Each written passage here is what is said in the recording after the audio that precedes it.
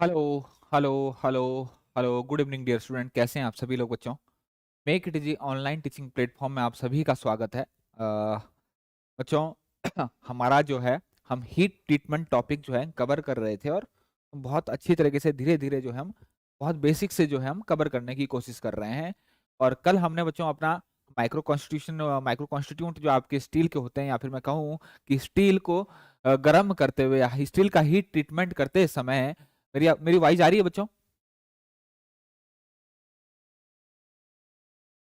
या मैं कहूं स्टील का हीट ट्रीटमेंट करते समय बच्चों आपके आपके स्टील में के जो स्ट्रक्चर में परिवर्तन आते हैं या फिर मैं कहूं कौन कौन से स्ट्रक्चर जो मुझे देखने को मिलते हैं जब मैं उसको गर्म करता हूं अलग अलग टेम्परेचर में और उसको अलग अलग क्या कहते हैं आपको अलग अलग दर से उसको ठंडा करता हूं, तो उस दौरान बच्चों मेरे को अलग अलग इसके स्ट्रक्चर मिलते हैं। नमस्कार सभी को, नमस्कार बच्चों। गुड इवनिंग सभी को। Ravita tourist hello. कचोरी भाई आपको भी गुड इवनिंग। जीवन माली राम राम कचोरी भाई। अरे यार नाम तो थोड़ा सही से रख लिया करो, इतने अच्छे अच्छे नाम रखे हैं। इतने अच्छे अच्छे नाम रखे हैं आप लोगों के, कितने प्यारे प्यारे नाम है, लेकिन उसके बावजूद भी आप पता नहीं कैसे कैसे नाम रखते हो यूट्यूब पर। सूरज जय भीम जय भीम। कचोरी भाई, मोहित परमार गुड इवनिंग सभी को। बाबू जितेंद्र तुम नंबर दियो। ओके बच्चों, जय हिंद राहुल ठेकर जय हिंद। सभी को नमस्कार बच्चों, सभी को प्यार भरा नमस्कार देवभूमि उत्तराखंड से। कचोरी भाई होटल है सर, अच्छा okay okay okay okay okay okay. ठीक है ठीक है ठीक है,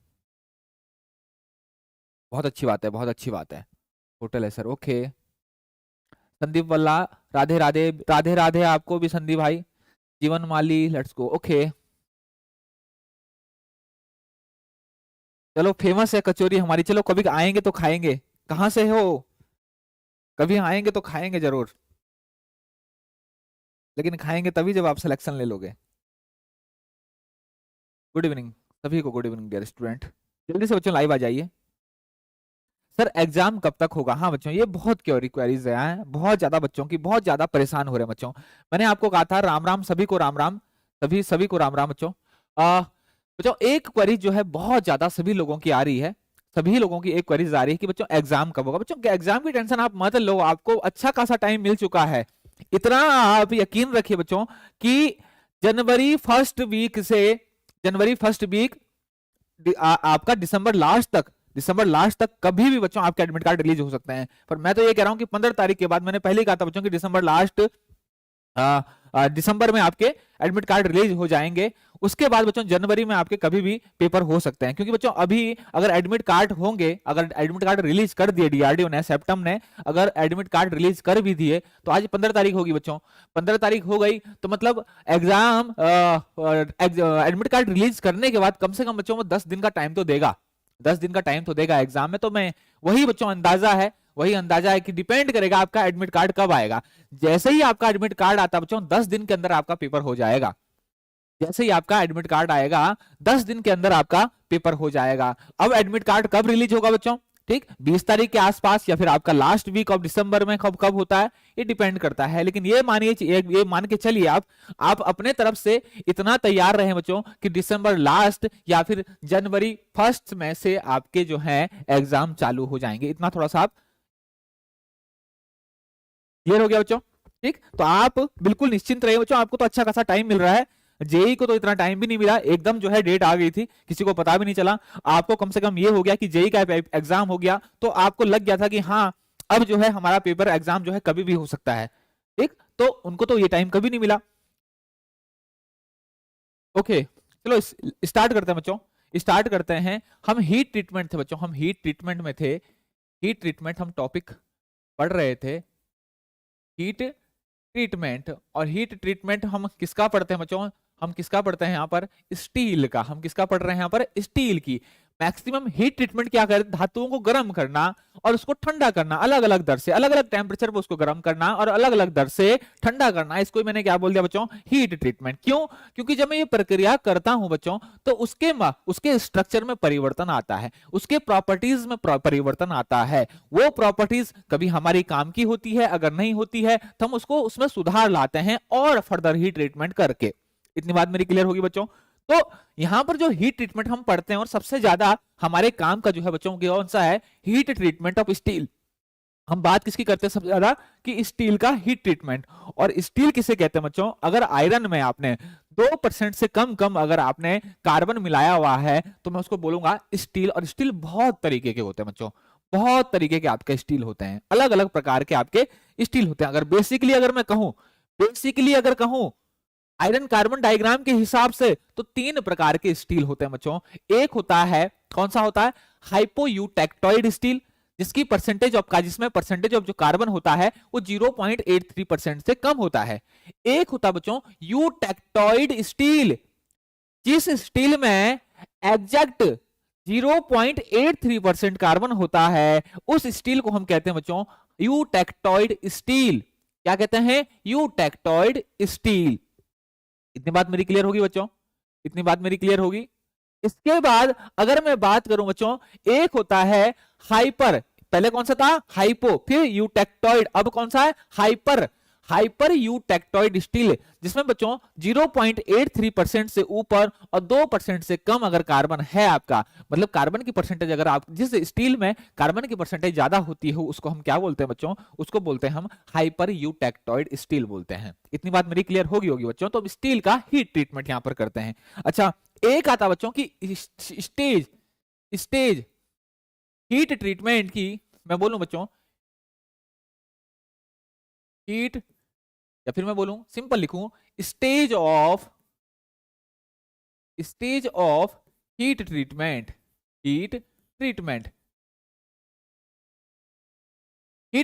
की स्टेज, हीट ट्रीटमेंट में हम कैसे प्रक्रिया करते हैं, कौन कौन सी स्टेज है बच्चों हीट ट्रीटमेंट की, तो कौन कौन सी स्टेज है हीट ट्रीटमेंट की, कैसे हम हीट ट्रीटमेंट करते हैं, तो कौन कौन सी प्रक्रिया है बच्चों। हम सबसे पहले क्या करते हैं, अपने जो आपकी आपका जो स्टील है उसको क्या करेंगे, पहले हम क्या करते हैं, उसको हीट करते हैं। हीट करने के बाद हम क्या करते हैं, उसको किसी उस टेम्परेचर में बरकरार रखते हैं, फिर उसको कूलिंग करते हैं। ठीक, तो अगर मैं बात करूं कि स्टेज ऑफ हीट ट्रीटमेंट कौन कौन सी होती है बच्चों, सबसे पहली होती है हीटिंग। सबसे पहली स्टेज कौन सी होती है बच्चों, सबसे पहली स्टेज होती है आपकी हीटिंग, मतलब गर्म करना। दूसरी होती है बच्चों आपकी सोकिंग। ये बहुत इंपॉर्टेंट है बच्चों, सोकिंग। ये क्या बच्चों आपका,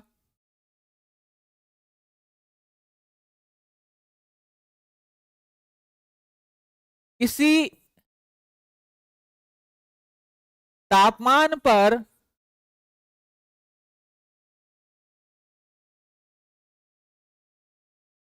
कुछ समय तक बनाए रखना।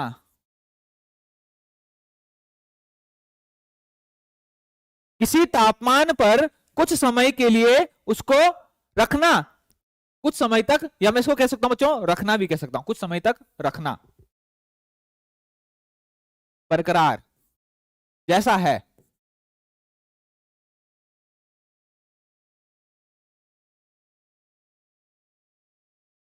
तीसरा होता है बच्चों आपका क्वांचिंग। मतलब ठंडा करना। ठीक, या मैं इसको बोलूंगा आपको क्या, कूलिंग।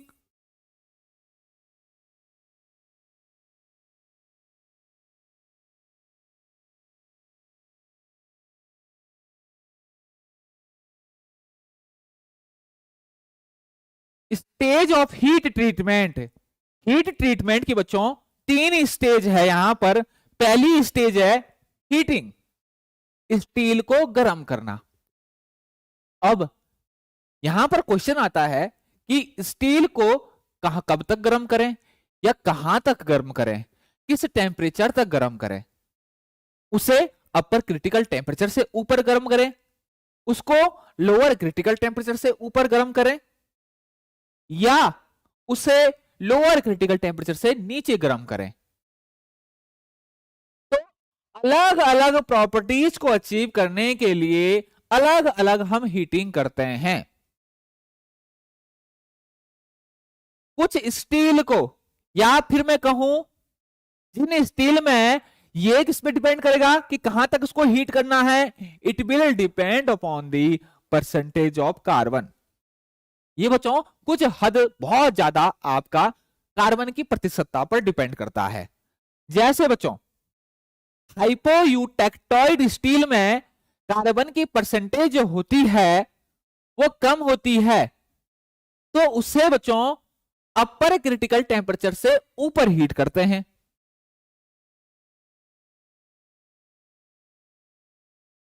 अगर हाइपर यूटेक्टोइड स्टील की बात करें, अभी मैंने क्या बोला था, हाइपो यूटेक्टोइड, उसमें परसेंटेज ऑफ का, ये कौन सा स्टील है जिसमें परसेंटेज ऑफ कार्बन कम होता है। अब मैं बोल रहा हूं हाइपर, उससे पहले मैंने क्या बोला था, हाइपो।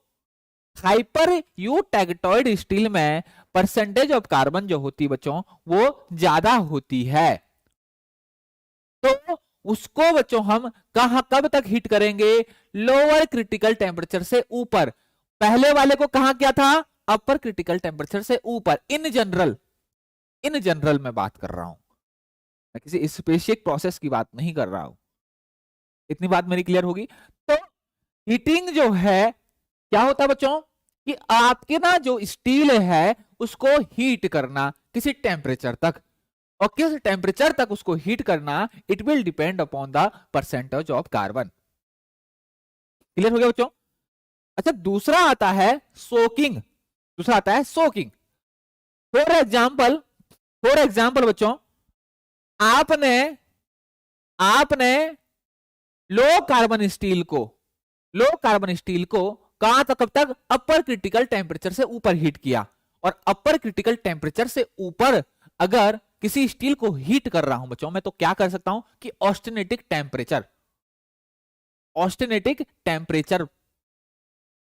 टेम्परेचर क्या होगा, ध्यान देना बच्चों। अगर कभी कहीं लिखा है ऑस्टेनेटिक टेम्परेचर, इसका मतलब अपर क्रिटिकल टेम्परेचर से ऊपर। बात मेरी क्लियर होगी।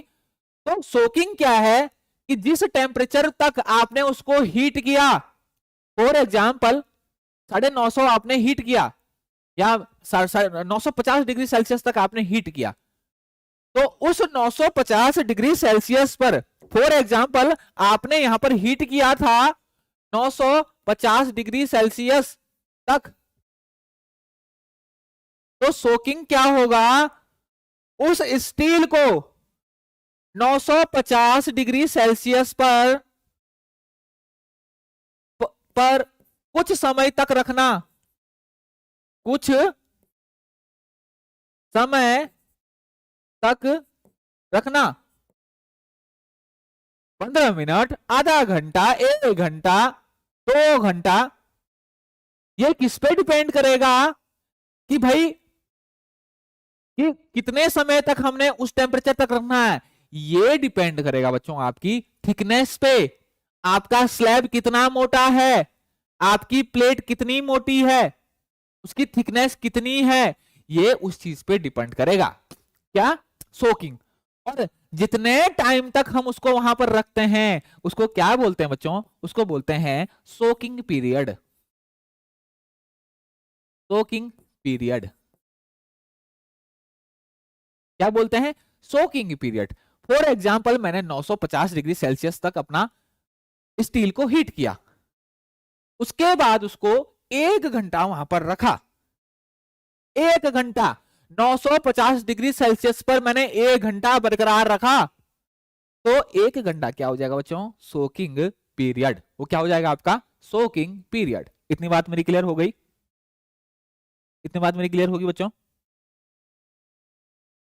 हाँ, सुदीप वल्ला कह रहे हैं सोकिंग टाइम प्लेन स्टील। हाँ देखो, सोकिंग पीरियड जो है बच्चों, इतना मत जाओ बुक में, बहुत सारी चीजें मैंने कहा ना, थोड़ा सा समझो बच्चों, समझ के करो, बुक पे ही बिल्कुल एकदम ऑब्जेक्टिव एमसीक्यू पर मत जाओ, ठीक। वहां पर बहुत सारी चीजें जो है आपको, अब जगह आपको चीजें पता होगी ना, तो आप कभी फालतू क्वेश्चंस पे ध्यान नहीं दोगे, आपका कॉन्सेप्ट जो है क्लियर होंगे। सोकिंग पीरियड मैंने बोला किस पे डिपेंड कर रहा है बच्चों, वो डिपेंड कर रहा है आपके जॉब के थिकनेस पर, कितना मोटा है भाई, जितनी थिकनेस होगी उतने देर तक हम उसको रखना पड़ेगा पूरे स्ट्रक्चर को चेंज करने के लिए। यदि मेरी बात क्लियर होगी, तो ये था बच्चों आपका सोकिंग पीरियड। अब क्या है बच्चों, क्वांचिंग।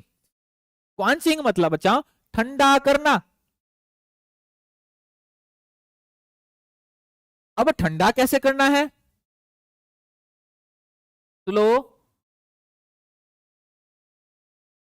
मीडियम या फास्ट।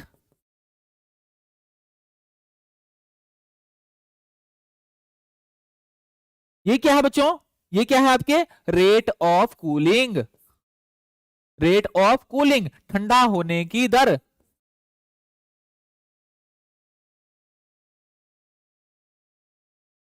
अगर मैं स्लो कूलिंग करता हूं, फॉर एग्जाम्पल मैं अपने स्टील को फर्नेस के अंदर रख देता हूं, तो हीट लॉस बहुत कम होगी, आराम आराम से बच्चों आपका आराम आराम से ठंडा होगा, बहुत स्लो कूलिंग होगी, क्या होगी, बहुत स्लो कूलिंग होगी, बहुत स्लो कूलिंग होगी, ठीक। अगर थोड़ा मैं क्या रख दूं बच्चों आपका, बंद कमरे में रख लूं, खुले हवा में रख दूं, तो क्या होगी आपकी कूलिंग जो होगी वो क्या होगी, मीडियम, मतलब धीरे धीरे ठंडा होगा। अगर बच्चों मैंने स्टील को गर्म किया ऑस्टेनेटिक टेम्परेचर तक और एकदम उसको पानी में डाल दिया, या फिर किसी सॉल्ट के मिश्रण के बाथ में डाल दिया, किसी सॉल्ट के मिश्रण के बाथ में डाल दिया, तो क्या हो जाएगा बच्चों, आपका बहुत जल्दी ठंडा हो जाएगा। अच्छा, रेट ऑफ कूलिंग से उनके जो स्ट्रक्चर होंगे वो भी बच्चों अलग अलग बनेंगे, very fine structure, fine structure, course structure, ये हम आगे डिस्कस करेंगे। क्या हो गया, तो यहां पर हमने डिस्कस किया बच्चों इसमें कि भाई स्टिंग हीट ट्रीटमेंट में 3 स्टेज होती है। एक होती बच्चों हीटिंग, जहां पर हम अपने स्टील को एक सुटेबल टेम्परेचर तक गर्म करते हैं।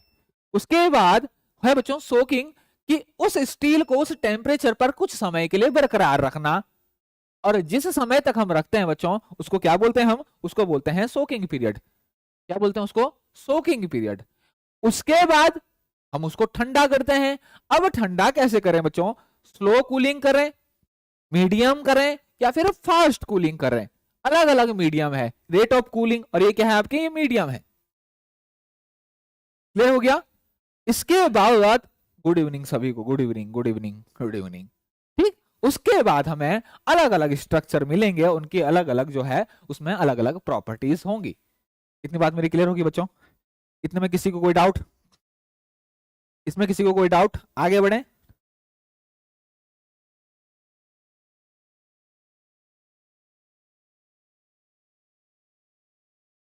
अब हम आगे बढ़े हैं बच्चों, एक चीज पढ़ते हैं, furnace for heat treatment. Heat treatment के लिए किन टाइप की फर्नेस हम यूज करते हैं, furnace for heat treatment. Heat treatment के लिए फर्नेस, या फिर मैं बता बच्चों हीट ट्रीटमेंट के लिए ये क्या है बच्चों आपकी, ये क्या है, फर्नेस है। दो टाइप की फर्नेस बच्चों हम यहां पर यूज करते हैं, दो टाइप की फर्नेस हम यहां पर यूज करते हैं। एक होती बच्चों आपकी हर्थ फर्नेस,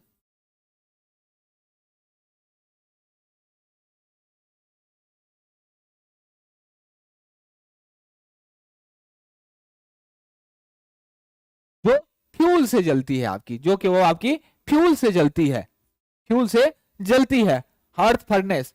बने कुछ भी फ्यूल हो सकता है बच्चों आपका, कोक हो सकता है, ऑयल फायर हो सकता है, गैस फायर हो सकता है। इस भट्टी के अंदर हम अपने जो क्या कहते हैं जॉब है स्टील का, उसको हम रख देंगे, उसको हम रख देते हैं, और क्या होता है फिर वो गर्म होता है। और ये जो भट्टियां होती है बच्चों, इनमें ये जो भट्टियां होती है बहुत एडवांस होती है, बहुत एडवांस होती है। ठीक, इनमें पूरा आपका क्या कहते हैं आपका टेम्परेचर मेजरिंग डिवाइसेस लगी रहती है, टेम्परेचर मेजरिंग डिवाइसेस लगी रहती है कि किस टेम्परेचर तक हम इसको हीट करना है। इतनी बात करिए। ये बच्चों अगर मैं बात करूं तो गैस,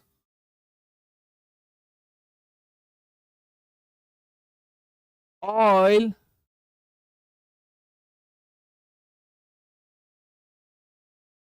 ऑयल्ड फायर या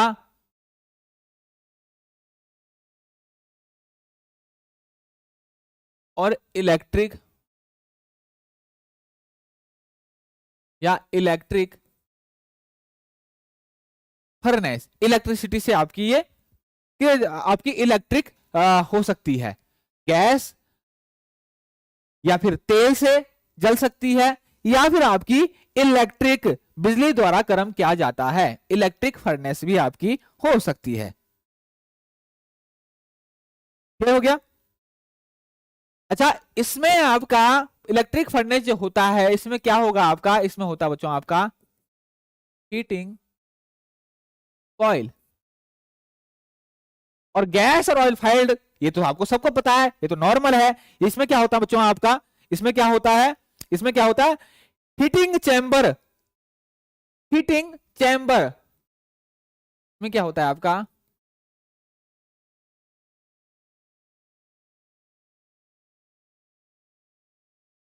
हीटिंग चैम्बर होता है। उस चैम्बर में हम अपने जॉब को रखते हैं और वहां से जो है मेरा जॉब जो है वो गर्म हो जाता है। क्लियर हो गया बच्चों?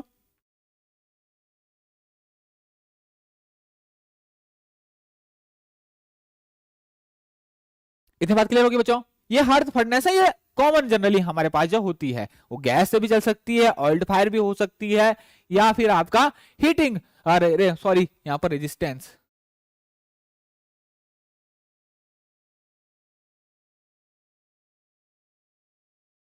इलेक्ट्रिक फायर आपने देखा होगा बच्चों, रेजिस्टेंस के कारण आपका, रेजिस्टेंस के कारण आपका जो क्या होता है आपका वो electric resistance heating element, electric resistance heating element, इसको हम हीटिंग एलिमेंट,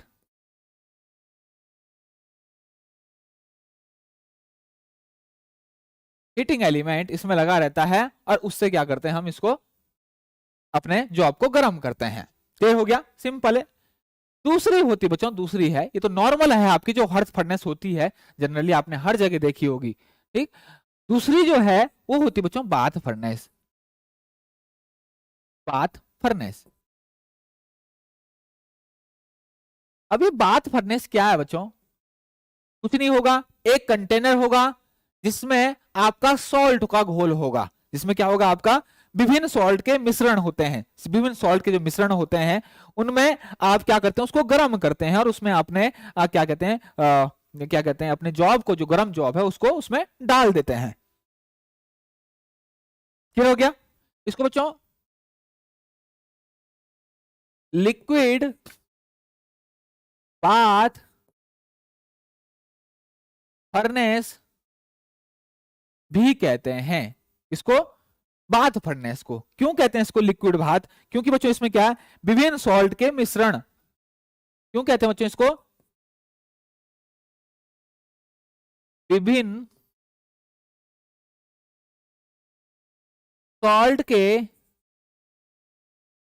मिश्रण को क्या किया जाता है बच्चों, आपको फर्नेस में क्या करा जाता है, गर्म किया जाता है, विभिन्न सॉल्ट के मिश्रण को गर्म किया जाता है।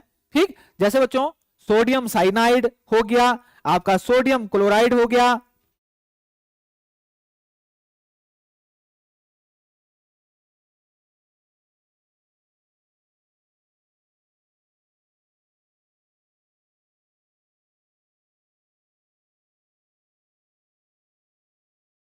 सोडियम क्लोराइड,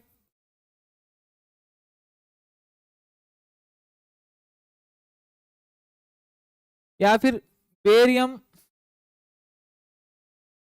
या फिर बच्चों बेरियम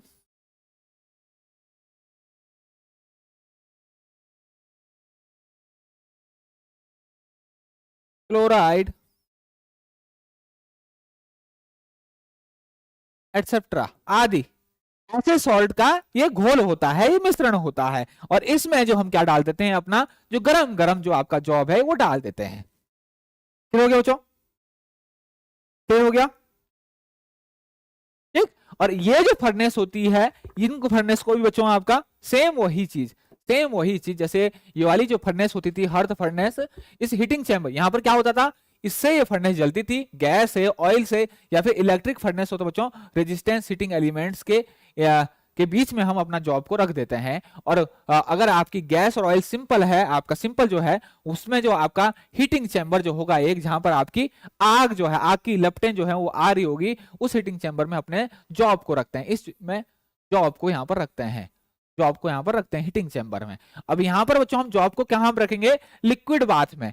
जॉब को कहाँ पर रखेंगे हम, जॉब को कहां पड़ेंगे, लिक्विड बाथ में। और इस बाथ को कौन गर्म कर रहा होगा, फर्नेस गर्म कर रहा होगा। और ये जो फर्नेस होगी, ये जो फर्नेस होगी बच्चों, ये भी किससे चलेगी आपकी, ये भी आपकी गैस और ऑयल फायर हो सकती है, ऑयल फायर्ड हो सकती है, गैस और ऑयल फायर, या गैस से भी चली हो सकती है, या फिर ऑयल को यूज किया जा सकता है इसको चलाने के लिए। या फिर आपका अगर आपको बर्नअप करना है तो यहां पर इलेक्ट्रिसिटी का भी यूज किया जा सकता है लिक्विड बाथ को गर्म करने के लिए। तो ये दो टाइप की फर्नेस जो है आपकी यूज की जाती है बच्चों, किसमें, हीट ट्रीटमेंट में, हर्थ फर्नेस और बाथ फर्नेस। बाथ फर्नेस क्या होता है बच्चों, लिक्विड बाथ फर्नेस। और लिक्विड बाथ क्या होता है, विभिन्न सॉल्ट का मिश्रण, जैसे sodium cyanide, sodium chloride, bohrium chloride, इन सॉल्ट के मिश्रण का होता है। इसमें क्या करते हैं हम, अपने जो जॉब होता है उसको गरम गरम जॉब को जो है इसमें डाल देते हैं। तो अगर हम यहाँ यूज कर रहे हैं बच्चों, ये यूज कर रहे हैं लिक्विड बाथ, तो यहां पर जो प्रॉपर्टीज होंगी वो कुछ और होंगी। ऊपर हर्थ फर्नेस में अगर हम गर्म कर रहे हैं बच्चों, तो वहां पर जो आपकी प्रॉपर्टीज में जो चेंजेस आएंगे वो कुछ और होंगे। कुल मिलाकर बात जो कहने की है वो डिपेंड कर रहा है हीटिंग और कूलिंग पर, कैसे आप उसको हीट कर रहे हो, कैसे आप उसको कूल कर रहे हो, लिक्विड बाथ में कर रहे हो या फिर हर्थ फर्नेस में कर रहे हो। इतनी बात मेरी क्लियर होगी बच्चों?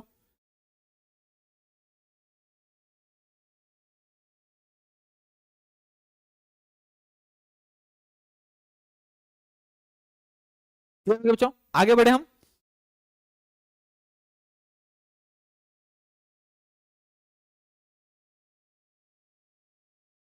आगे अगर मैं बात करूं, आगे अगर मैं बात करूं तो अगर इन जो ये आपकी हीट जो आपकी ये फर्नेस होती है बच्चों, इनकी जो हीटिंग होती है, हीटिंग जो होती है बच्चों, वो बहुत ही अच्छी तरीके से होती है, चारों तरफ जो है यूनिफॉर्म हीटिंग होती है, ऐसा नहीं होता है कि कहीं पर ज्यादा कहीं पर कम। ठीक, इसीलिए जो बच्चों ये इस तरीके जो है आपकी जो भट्टियां हैं वो प्रयोग में लाई जाती है। इसके अलावा बच्चों इसमें जो आपका टेम्परेचर को जो है, इसमें टेम्परेचर को जो है वो आसानी से कंट्रोल किया जा सकता है, टेम्परेचर को भी आसानी से कंट्रोल किया जा सकता है। इसके अलावा बच्चों इसमें जो है आपके क्या कहते हैं, टेम्परेचर मेजरिंग इंस्ट्रूमेंट लगे रहते हैं आपके। और वो टेम्परेचर मेजरिंग इंस्ट्रूमेंट कौन से होते हैं बच्चों, आपसे एग्जाम में पूछा जा सकता है कि भट्टियों के अंदर का जो तापमान है वो किस मेजरिंग इंस्ट्रूमेंट से हम मेजर करते हैं। तो ये छोटी छोटी चीजें जो है आपसे पूछ सकता है, तो आपको ये पता होना चाहिए।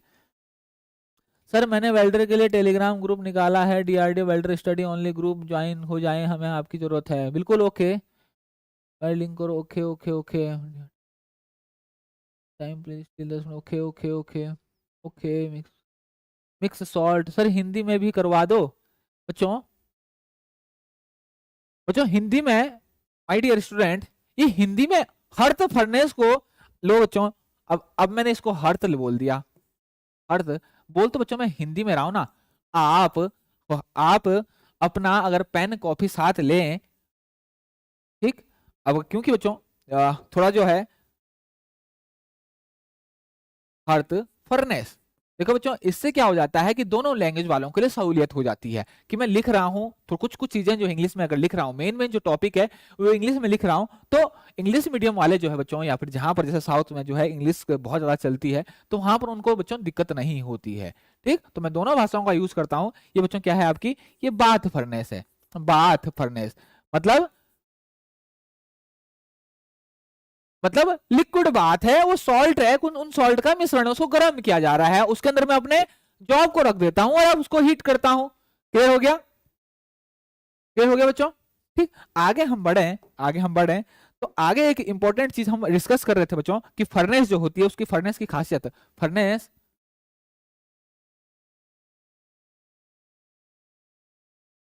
फर्नेस की अगर मैं बोलूं खूबियां मैं बोलूं, या फिर मैं बोलूं बच्चों, अगर मैं बोलूं कि आपकी क्या कैरेक्टरिस्टिक्स होनी चाहिए,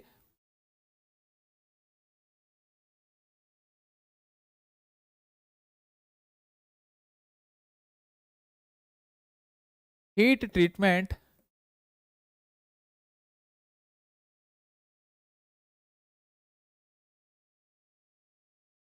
फर्नेस की विशेषताएं क्या क्या होनी चाहिए, कैसी होनी चाहिए, क्या क्या उसकी खूबियां होनी चाहिए बच्चों, क्योंकि यहां पर जो है पूरा हीट ट्रीटमेंट जो है वो उसमें जो है भट्टी का बहुत ज्यादा रोल होता है, तो रोल बहुत ज्यादा होता है आपका हीटिंग का और कूलिंग का। इसी पे जो है आपका आपके जो माइक्रो स्ट्रक्चर है इन पे प्रभाव पड़ रहा है, इन्हीं से जो है आपके प्रॉपर्टीज पे प्रभाव पड़ रहा है, इन्हीं से जो बच्चों आपके जो ग्रेन्स है वो डिसऑर्डर हैं तो ऑर्डर में आते हैं, ग्रेन जो है रिफाइन हो जाते हैं। वो डिपेंड करेगा कि आपकी हीटिंग जो है बच्चों वो कैसी है। ठीक, तो इन चीजों पे बहुत तो आपकी जो फर्नेस होती है बच्चों वो बहुत अच्छी क्वालिटी की होनी चाहिए। तो अगर मैं बात करूं इसके चैम्बर में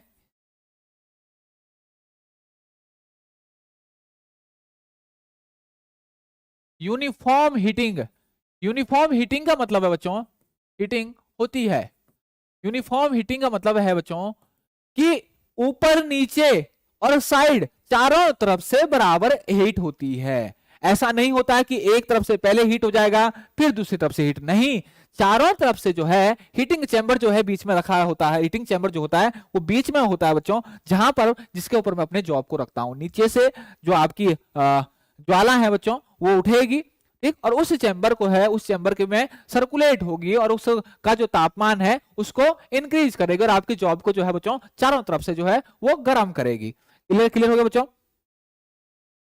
इसके अलावा बच्चों टेम्परेचर को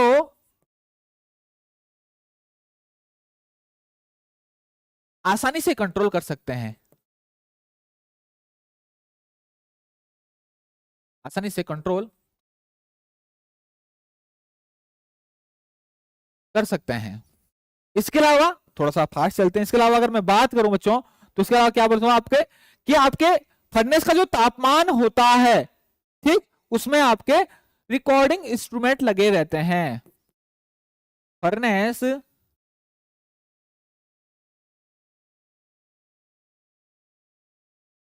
के तापमान को रिकॉर्ड करने के लिए डिवाइस लगी रहती है।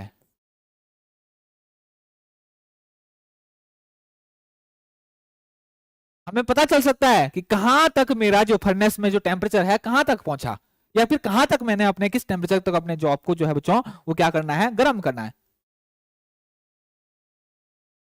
सबसे इंपॉर्टेंट चीज सबसे इंपॉर्टेंट चीज क्या बच्चों आपके, मैं कहूं फ्लेम या फ्यूल के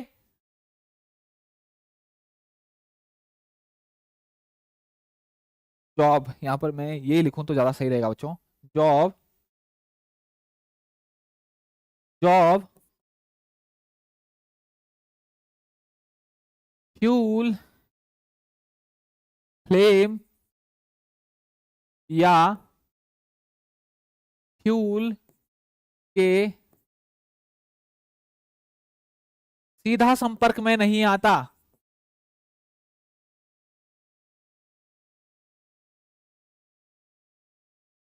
इसका मतलब क्या है बच्चों, ऐसे गर्म नहीं करते हैं भट्टी के अंदर जैसे हम गैस में अपना खाना पकाते हैं, इनडायरेक्ट हीटिंग होती है। टेम्परेचर जो है किसका, भट्टी का इंक्रीज होगा। डायरेक्ट संपर्क में जॉब जो है डायरेक्ट फ्यूल के संपर्क में नहीं आएगा, या जो फ्लेम होगी, जो लौ होगी, जो ज्वाला होगी, वो डायरेक्ट संपर्क में नहीं आएगा किसके, आपके जॉब के। ऐसा नहीं होगा कि नीचे से आपका जल रहा है, नीचे से जल रहा है और उसके ऊपर आपने रखा हुआ है, नहीं, वो क्या करेगा, अपने चैम्बर को हीट करेगा। चैम्बर में जब हीट होगी, उसके हीट के कारण बच्चों, उसके अंदर जब टेम्परेचर बढ़ेगा तो उसके कारण जो है आपका जो जॉब है वो क्या होगा, गर्म होगा। तो मतलब डायरेक्ट कांटेक्ट नहीं होता, सीधा संपर्क आपका नहीं होता। ये हो गया। इसके अलावा अगर मैं बात करूं बच्चों, इसके अलावा अगर मैं बात करूं इसके, तो आपको यहां पर हीटिंग चैम्बर में मैं आपको, यहां पर लिखा हुआ मैंने हीटिंग चैम्बर में जॉब को आसानी से रखा वो निकाला जा सकता है। आसानी से, अलग उसके अलग ओपनिंग्स होती है, वहां पर हम आसानी से उसको रख भी सकते हैं और बाहर निकाल भी सकते हैं। इसके अलावा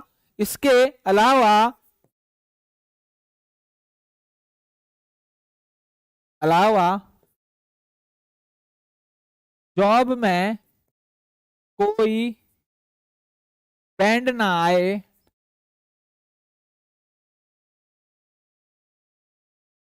इसके लिए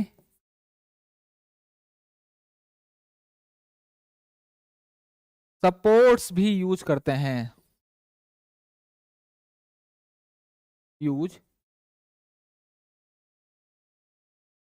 सपोर्ट्स का उपयोग भी किया जाता है।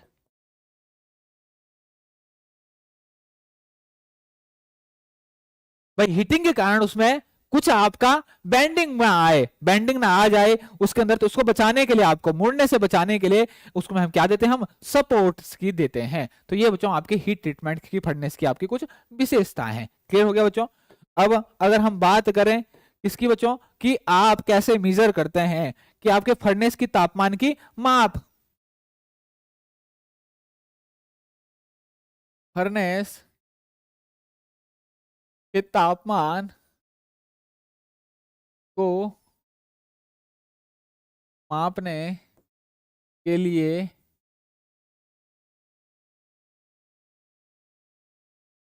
उपयोग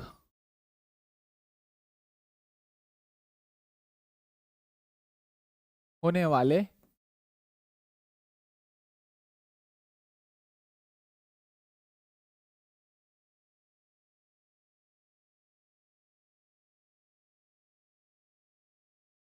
फर्नेस को तापमान, मेजरमेंट ऑफ फर्नेस टेम्परेचर, या मैं इसको लिखूं बच्चों, मेजरमेंट ऑफ फर्नेस टेम्परेचर, या फिर मैं लिखूं डिवाइस यूज, या फिर मैं लिखूं device used for measurement of temperature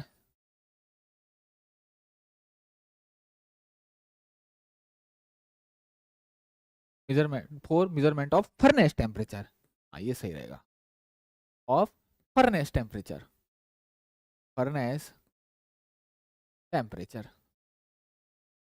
तो सभी को पता है बच्चों हम क्या यूज करते हैं, बच्चों क्या यूज करते हैं, एक करते हैं बच्चों, हम क्या यूज करते हैं, एक करते हैं थर्मो इलेक्ट्रिक पायरोमीटर,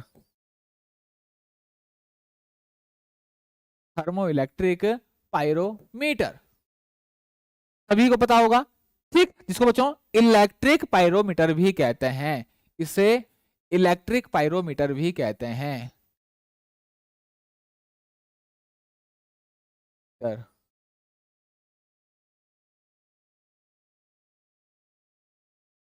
या सिंपल पायरोमीटर कह देते हैं। एक दूसरा होता है बच्चों, अच्छा उससे पहले अगर मैं बता दूं बच्चों, जो आपका लिक्विड बाथ फर्नेस हमने अभी पढ़ा था, क्या पढ़ा था हमने? Liquid bath furnace. Liquid bath furnace के लिए लिक्विड बाथ फर्नेस का टेम्परेचर मापने के लिए उपयोग करते हैं।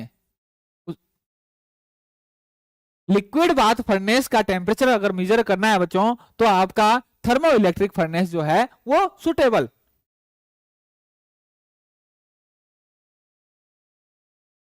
Suitable for liquid bath furnace.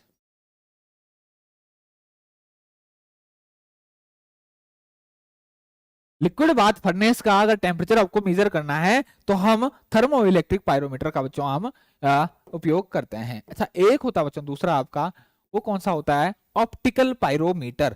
कैसा होता है? Optical device, optical pyrometer. MCQ बन जाता है, कभी पूछ लेता है कि भट्टी के अंदर का तापमान जो है कैसे मेजर करते हैं, तो कैसे मेजर करते हैं बच्चों? क्या कहते हैं हम? पायरोमीटर से यूज करते हैं। अब पायरोमीटर जो है थर्मोइलेक्ट्रिक भी हो सकता है या ऑप्टिकल भी होता है। बच्चों ध्यान रखना, बहुत अधिक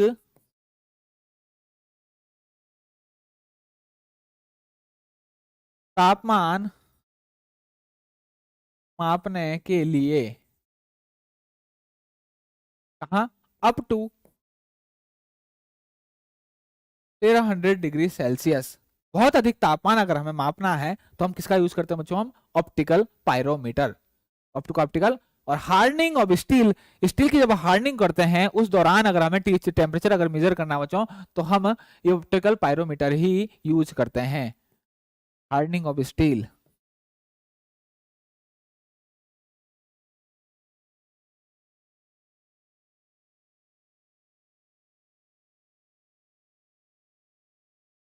टेम्परेचर मेजर करने के लिए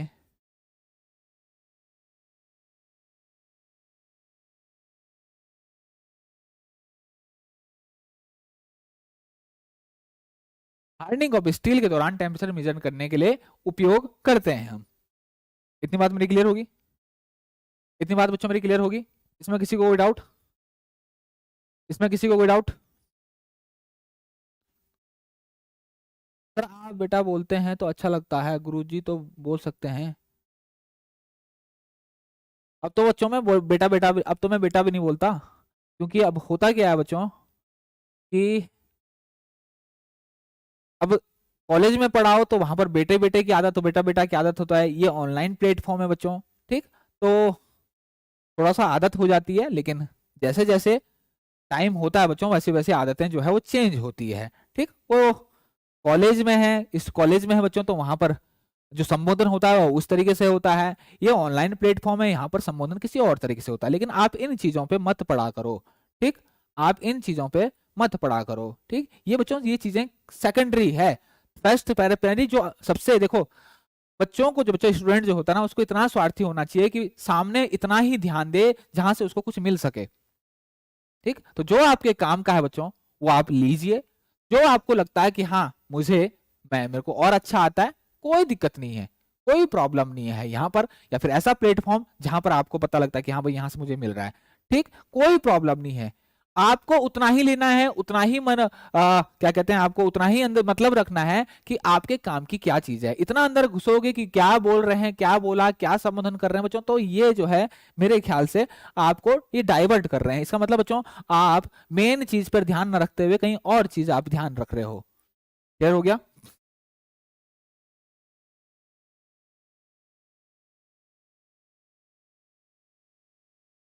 क्लियर हो गया बच्चों?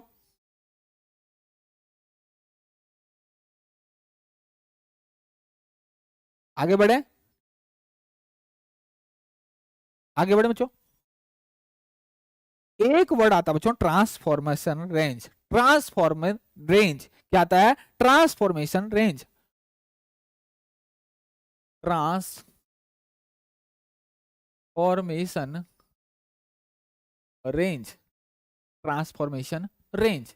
अब ये ट्रांसफॉर्मेशन रेंज क्या होती है? ट्रांसफॉर्मेशन, या मैं इसको कहता हूं ट्रांसफॉर्मेशन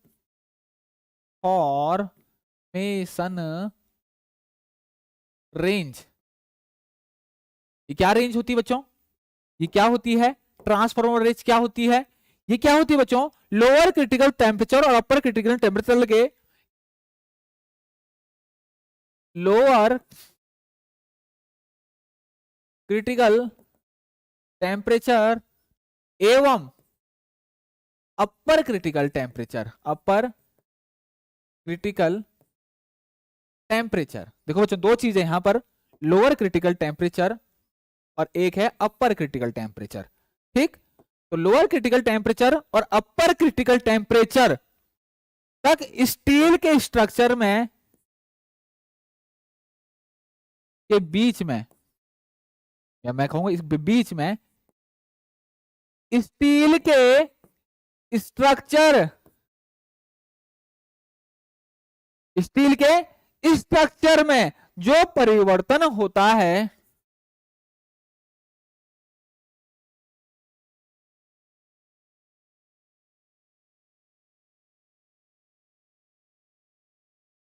उसे क्या कहते हैं बच्चों? Transformation range. ट्रांसफॉर्मेशन रेंज कहते हैं। अब देखो बच्चों, लोअर क्रिटिकल टेम्परेचर पे क्या होता है? लोअर क्रिटिकल टेम्परेचर पर क्या होता है? लोअर क्रिटिकल टेम्परेचर पे क्या होता है? स्ट्रक्चर में परिवर्तन होना शुरू होता है। यहां से शुरू होता है, स्टार्ट हो रहा है। यहां से क्या हो रहा है आपका? इस स्ट्रक्चर में परिवर्तन होना शुरू होता है। और अगर मैं बात करूं इसकी इसकी इसकी अपर क्रिटिकल टेम्परेचर, तो ये क्या होता है बच्चों? ये होता है आपके स्ट्रक्चर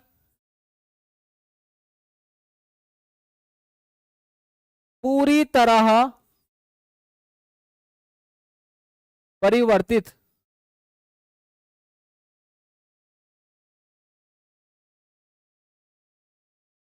परिवर्तित हो जाता है।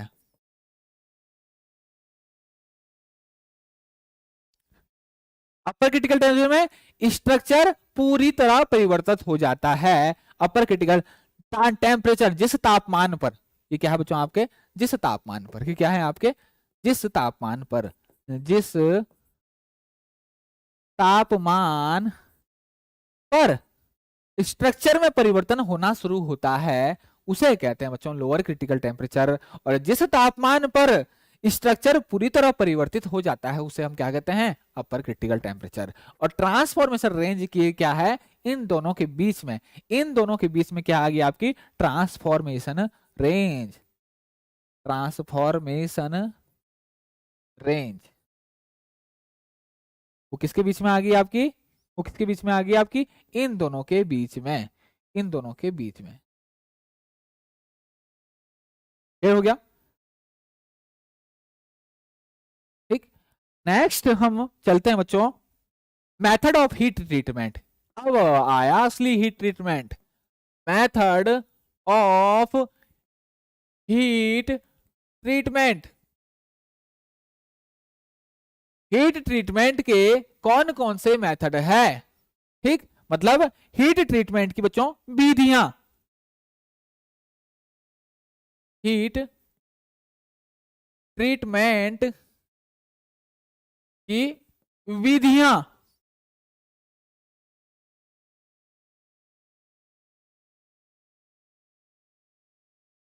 हीट ट्रीटमेंट की विधियां। और हीट ट्रीटमेंट की विधियां कौन सी होती है बच्चों? आपने नाम सुना होगा एनीलिंग। आपने नाम सुना होगा बच्चों एनीलिंग। इसके अलावा आपने नाम सुना होगा बच्चों आपका क्या? तो हिंदी में लिख देता हूं मैं, एनीलिंग। एक सुना होगा आपने नॉर्मलाइजिंग,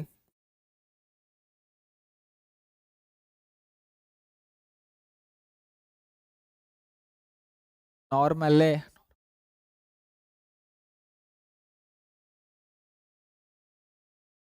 नॉर्मलाइजिंग। इसके अलावा बच्चों आपने सुना होगा हार्डनिंग,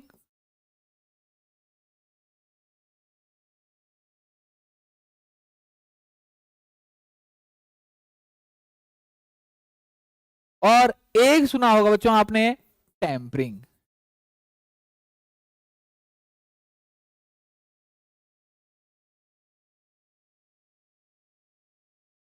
क्लियर हो गया? ये हीट ट्रीटमेंट की विधियां आपने सुनी होगी, ठीक, क्लियर हो गया? और इन heat treatment methods annealing, normalising, hardening, tempering, ये क्या होता है बच्चों, हम क्यों इन्हें करते हैं, इनसे क्या प्रॉपर्टी चेंज होती है, मोस्ट सबसे ज्यादा जो most important most important most important इससे एग्जाम पॉइंट ऑफ व्यू सबसे इंपॉर्टेंट है, ये सबसे इंपॉर्टेंट है। तो ये बच्चों हम नेक्स्ट क्लास में बच्चों इसको डिस्कस करेंगे, नेक्स्ट क्लास में हम इसको अच्छे तरीके से स्टडी करेंगे। ये हो गया बच्चों नेक्स्ट क्लास में, ठीक। एनिलिंग बच्चों बहुत सारी एनिलिंग होती है, ये हम डिस्कस करेंगे, कल डिटेल्स में डिस्कस करेंगे, ठीक। आज के लिए इतना ही बच्चों, टाइम मेरा खत्म हो चुका बच्चों। Okay, thank you.